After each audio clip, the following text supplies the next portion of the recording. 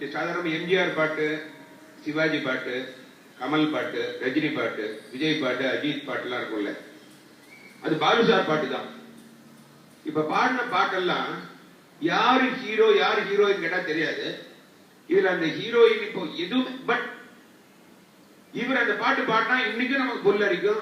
நம்ம அந்த பாட்டு இன்ட்ரெஸ்டாக போய் இன்னைக்கு பாடின பாட்டுகள் எல்லாமே பெரிய ஹீரோங்கிறத விட இந்த பெரிய ஹீரோ பாடுறாரு.